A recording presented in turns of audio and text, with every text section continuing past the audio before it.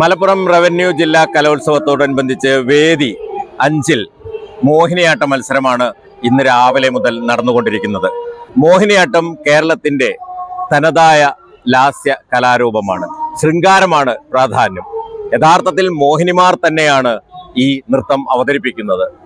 സമീപകാലത്ത് പുരുഷന്മാരും മോഹിനിയാട്ടത്തിലേക്ക് കടന്നു വന്നിട്ടുള്ളതായി നമുക്ക് ഏവർക്കും അറിയാം. എന്തായാലും നമ്മുടെ കുട്ടികൾ ഓരോരുത്തരും മോഹിനിയാട്ടത്തിൽ എണ്ണം പറഞ്ഞ നർത്തകികളായി തന്നെയാണ് പെർഫോം ചെയ്യുന്നത്. മനോഹരമായ മോഹിനിയാട്ട വേദിയിൽ നിന്ന് W വിഷനു വേണ്ടി സുരേന്ദ്രൻ മണ്ടൂർ.